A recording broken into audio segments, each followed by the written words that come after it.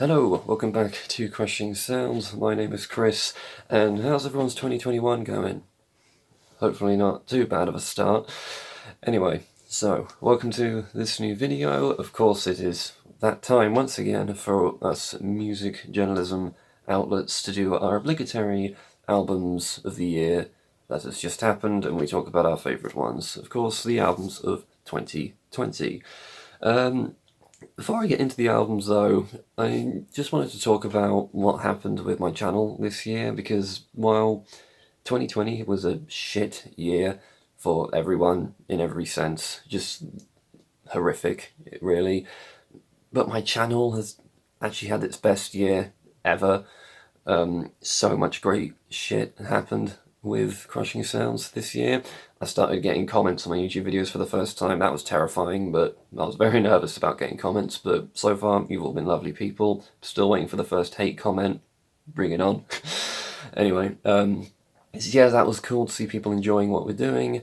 I had Oceans of Slumber share my review of their album on their Instagram and Facebook. That was a phenomenal surprise to wake up to one morning, and they were lovely people about it.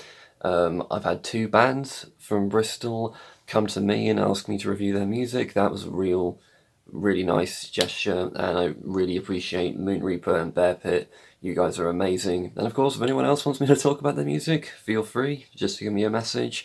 And of course, the highlight of my year, highlight of this channel by far, I got to interview Michalina Malish of favourtie, and a few people have asked about how I was able to actually make that happen. I won't go into specifics into how I was able to contact her, because that's not my place to say how to get in touch with her, but through various investigations, I was able to acquire her business email.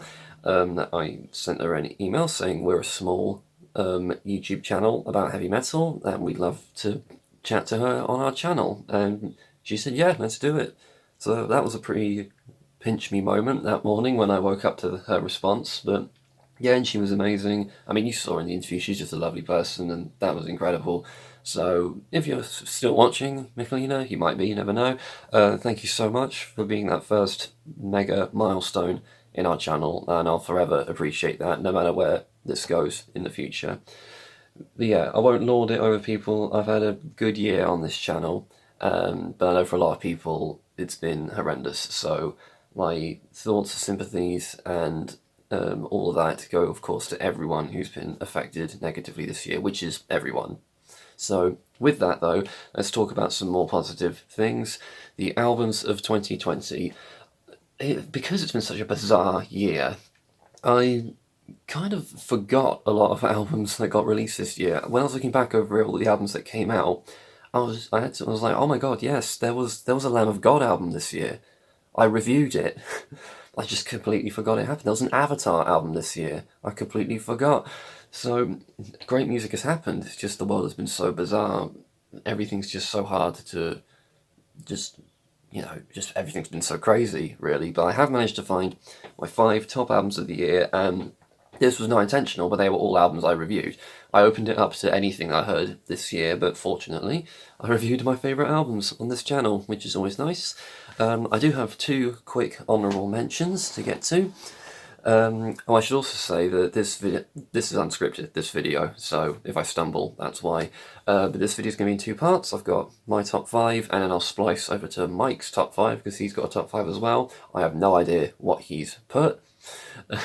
So we could be exactly the same, we could be completely different. Hopefully we'll be completely different, so that you'll have 10 great albums to go check out, but you'll find out soon enough. So anyway, 2 honourable mentions. First honourable mention was an album I reviewed way back at the beginning of the year. It's not a metal album at all. It's Mythos Suite by Stephen Fry. For those of you who don't know what that is, it's Stephen Fry reading from his amazing book, Mythos, which is all about Greek gods in mythology. And he's reading these stories to epic orchestral pieces of music. Nothing more to it than that, but it's fantastic. It's really entertaining, it's powerful, it's just really good, and not a very long listen at all, so go on Spotify and give it a listen. It's really, really good. And second honourable mention is Ad Infinitum, Chapter 1, Monarchy. For those of you who don't know this band, there is a new project by Melissa Bonney, I think is how you pronounce her name. She was the singer of, I believe, Rage of Light, I think they were called. It's kind of like Nightwish, really. Nightwish with a bit more of a thudding production to it, and it's really, really good. It's good stuff. So if you like that Nightwish kind of thing, definitely check out Ad Infinitum. It's good stuff. But anyway, on to the top 5 of the year. So number 5, my 5th favourite album. How fitting. It is Code Orange Underneath, and the reason it's fitting is because Forever, their previous album, was my number 5 on that year's list as well. So Code Orange are nothing if not consistent. And actually they're not that consistent because this new album is better in every way than Forever. Still sits number 5 just because of the calibre of the other 4 bands, but Underneath was a brilliant follow-up to Forever. It was so fucking heavy, so just strange and surreal, but also as eclectic as Forever. Forever had a lot of things going on. Underneath also has a lot of things going on. It's just such a good demonstration that hardcore is not as bad as people like me have said it is in the past. So, fantastic album. Code Orange are killing it right now. So, I'd have no doubt there's more great music from them to come. Number 4, this might seem surprisingly low, Pallbearer, Forgotten Days. Of course, they also released an album the same year as Code Orange's last album, but it was my number 1 of, I think it was 2017, when Pallbearer's last album came out. It was my number 1 favourite album of that year, so to see them at number 4 might seem a little bit, oh, maybe they've gone downhill. That's not the case at all. The next 3 albums are just, I loved a whole lot more, but Pallbearer are so good. They're one of the most emotional doom metal bands ever, and Forgotten Days is just so good. It's mesmerising. Just listen to it all the way through without stopping. Standout Riverbed is brilliant, and Vengeance and Ruination is crushing and heavy as fuck. So they're becoming one of my favourite bands. They're so fucking good. Hopefully one day I'll be able to see them live, and not, if they ever come back to Bloodstock, I'll try not and catch Scarlet Fever that year so I can actually go watch them, but, you live and you learn. Yep, Pallbearer, Forgotten Days, number 4.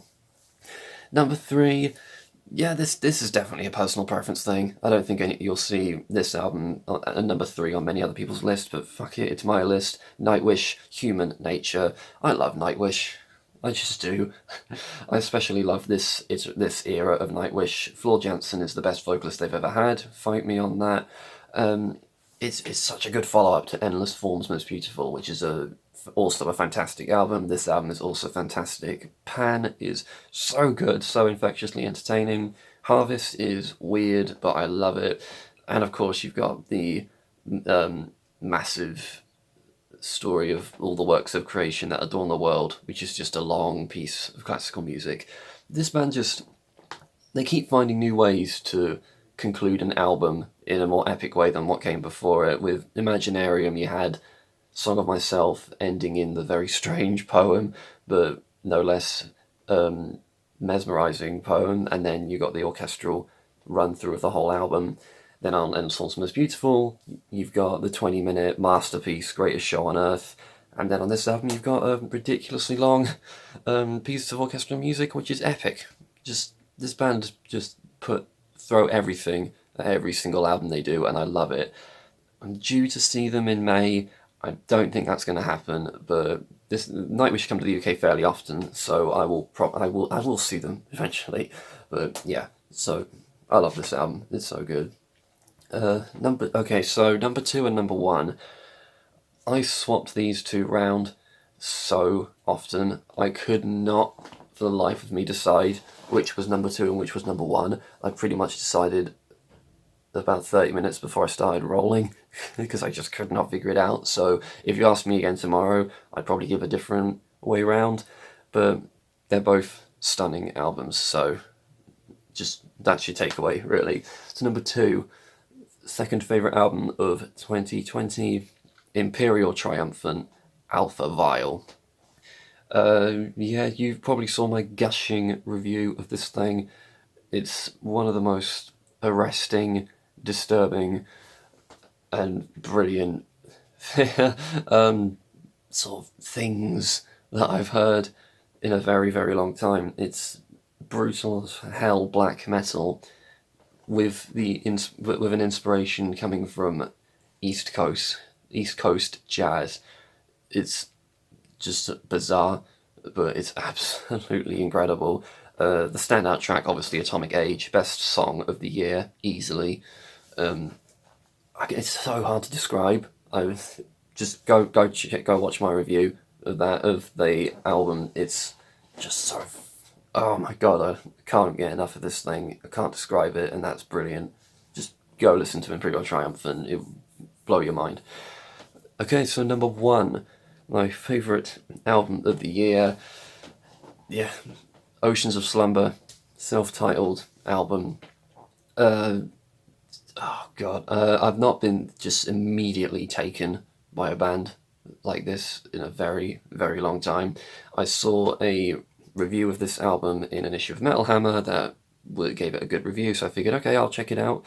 And oh my god, I was in straight from the opening and all the way through to the end. I love this album so much. I could not pick a standout track because I keep changing my mind on what my favourite song is on this album. At first it was To Adorn the Fathomless Creation, then I loved Colours of Grace, then I loved Sea, Tolling of the Bells.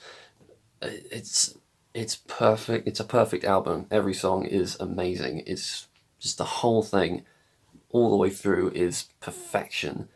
Cami is one of the if they keep this up, Cami is going to be one of the figureheads of vocalists in the prog metal scene.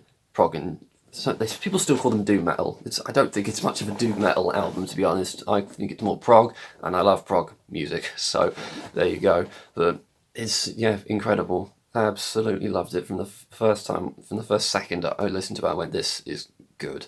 Not just good, this is fantastic. And I'm not saying I'm biased, but because of this, but the fact that the band actually shared my review, this was just such a cool, awesome thing. They didn't have to do that, but they did. So great people as well. So if you haven't done so already, for God's sake, go listen to Oceans of Slumber. Just absolutely brilliant. And it was just a one-off thing I checked out on a whim, and it became my favourite album of the year. So if that doesn't inspire you to just listen to bands that you've never heard of before, I don't know what will. So there you go. Those are my top 5 albums of the year. Code Orange, Underneath, Pallbearer Forgotten Days, Nightwish, Human Nature, Imperial Triumphant's Alpha Vial, and Oceans of Slumber's self-titled album. All fantastic. Go listen to them all. So, if all goes as planned, I will now cut to Michael's top 5. Hello everyone, I'm Mike. Remember me? I'm still working with Crushing Sounds. I've not gone anywhere. Sorry, you may have missed me. I'm here today to talk about my top 5 albums of the year, or of 2020. And it's been, I'm sure we're going to hear this all over the place. It was a very strange year for everybody, particularly for me. But we're not going to get into that. We're going to purely talk about some music here, some of the stuff that I really liked that came out of 2020. This was a difficult list for me to come up with because at the time, when I was piling it all together, I thought I didn't really listen to much new music in 2020. I'm more of a, this year I got into the hobby of, record collecting. I've got my record collection behind me, and in that sense I listened to a lot of classic albums this year, your Led Zeppelins, your Pink Floyds, your old school Iron Maidens, that sort of stuff. So I almost didn't want to be part of this, but then when I looked back over it, I realised I had discovered some amazing music this year, so I wanted to talk about it along with Chris, so you can see what we discovered and what surprised us this year. So let's get straight into it. I'm going to do 2 honourable mentions of stuff that I really enjoyed and think you should still check out, but didn't quite make my top 5 for whatever reason. First is Warbringer with the album Weapons of Tomorrow. 2 years ago, I think, was it 2-3 years ago? Warbringer were my honourable mention of that year. They've never made it to my top 5, and there's no bad reason for that. It's just they happen to be releasing an album alongside some other incredible artists. But if you do want to check them out, they're basically Death Angel with a bit more bite to it. There's an ever so slight element of death metal to their sound, but they're still full on thrash metal. It's absolutely incredible. Go check them out. Warbringer Weapons of Tomorrow. My other honourable mention is Carcass, and the only reason they're an honourable mention is because it's an EP, so it technically doesn't really count, I suppose, but the EP is called Despicable. Apparently they're going to release a new album this year, in 2021, so I'm really looking forward to that, because this EP is fucking brilliant. Yeah, just absolutely classic death metal from one of the best British death metal bands around, so definitely go check that out. So on to my proper top 5, my number 5. One of the reasons I didn't want to be involved in this list is because I didn't think I listened to that much music this year, or that much new music. But it turns out that I more just forgot what came out this year, and this album is a case in point of that, and it might be a first for Crushing Sounds, but it's a collaboration album between Bell Witch and Aerial Ruin. Now, if you haven't heard Bell Witch, go and listen to them. They are the best funeral doom band. I reckon they're probably the biggest funeral doom band around at the moment. I could be wrong, but I think that's a pretty safe assumption to make. And Aerial Ruin is basically an acoustic solo project. He sings about really dark lyrics, about death and mourning and whatnot. So take a funeral doom band and a depressing solo acoustic artist, put them together, and you get their album. And I'm going to butcher the name of this, Stygian Bow, Volume 1. It's nothing like Mirror Reaper. If you're going into this thinking it's going to be a Bell Witch album, it's not. It's them somewhat musically, and then a heavy dose of Aerial Ruin. I'd say it's more of an Aerial Ruin album than a Bell Witch album. You're not going to get your absolutely crushing riffs and tonalities of production here. It's very much their kind of I don't know how to describe it. It's still very much Bell Witch, but it's a heavy dose of kind of ambient, depressing, dark stuff that you get from Aerial Ruin. Very unique album, so definitely go check that out. My top 5 album of the year. Number 4. I fully looked at this band when I first discovered them and thought this is just a meme band. A great one, albeit, but I remember thinking this is just a funny, music video that I've seen online. And then I watched another video, and then another video, and then another video, and I was like, actually, this band is sweet. They're so good, and they are brothers of metal. And they released an album this year called The Endless Saga. They're the cheesiest form of power metal you can possibly think of. They sing about Vikings and mead and war and all that glorious stuff that we all need in our lives. It's not, again, like the previous album, I didn't even realise that this music came out this year, and I completely forgot about it by the end of the year. But I found myself going back to the album over and over again, and listening to the songs and the music videos, and just loving the hell out of it. I love power metal. It's one of my favourite subgenres of music, and even though there is a kind of comedic factor to it, because they take it so ridiculously high with their, they dress up in Viking and middle-aged kind of people and warriors and whatnot, and you think this could just be one massive joke, but it's done so well that the music just completely sells it for me. And I constantly found myself going back to it. So that's my number 4 album of the year. Brothers of Metal, The Endless Saga. Number 3. I'm going to take it back to my roots a bit here and tell you the best death metal album that got released this year. And it's Vader's Solitude of Madness. I think if you like death metal and you somehow haven't heard Vader yet, go and fucking listen to them. It's not just your typical old school kind of death metal sound. They throw in a lot of thrash, which kind of gives it that kind of almost like Testament on steroids kind of sound, and they have one of the best harsh vocalists in the business, and it's literally, I can't even describe how good this album is. Imagine every best part of death metal performed at a 10 out of 10, and that's what Vader do in all their albums. Granted, they're always a brilliant band, but this album especially really just worked for me. The production is massive, it sounds huge. The drumming blast beating is so good. It's so tight and so clean. The shredding is amazing. The bass just beefs everything up. And again, those vocals, man, they're so well performed. And another thing which I love about this album, which I wish more death metal bands did, is the album. It's under 35 minutes long. It might even be under 30 minutes long. A death metal album should not be long. I love death metal as much as the next guy, but the songs don't need to be long. They just don't. If you have a death metal album full of songs which are over 5-6 minutes long, you're gonna bore me. You're gonna bore a lot of people. That's just a fact. Vader, Solitude and Madness, my number 3 album of the year. Go and listen to it. My second favourite album of the year. Sorry, I'm gonna take a refreshment.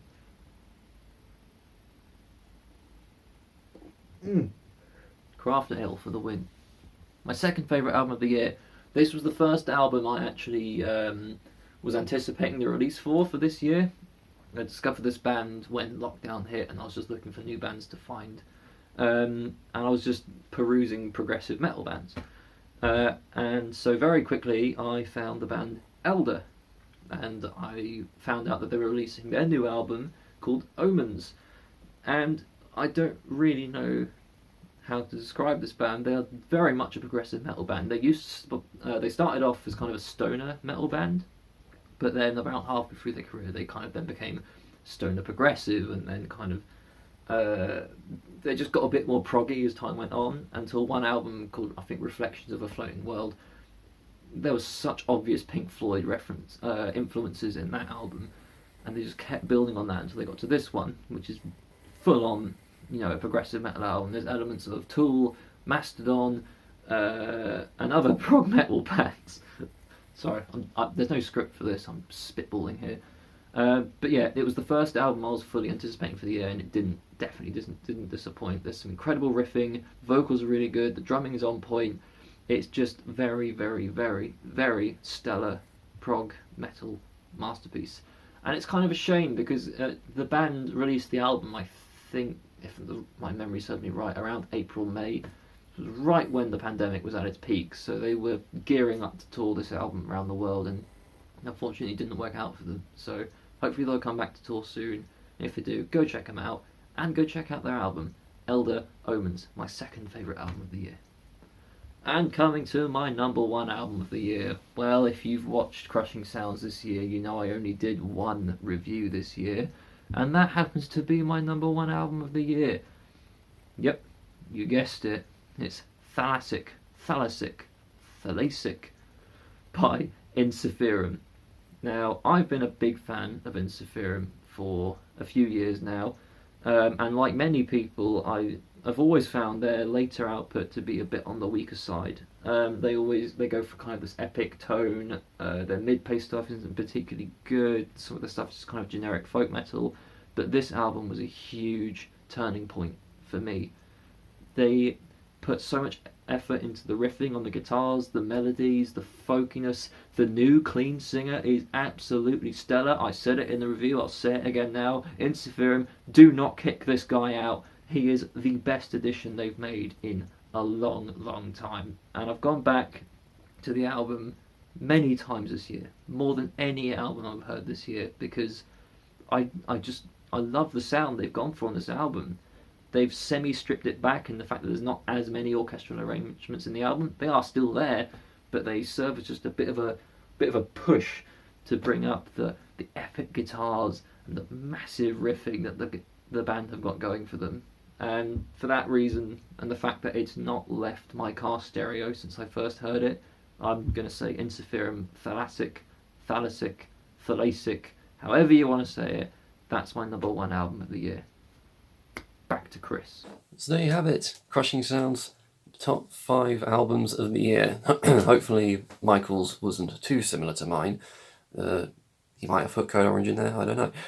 But I don't. So that should be fun. So yeah, thanks so much again for 2020. It's been a good year for Crushing Sounds, and if it weren't for people, watching our stuff, sharing our stuff, bands coming to us for stuff, it wouldn't have been as good a year as it was. So we're going to keep this train rolling. Hopefully 2021 is better for everyone, just in every sense. Just keep holding on.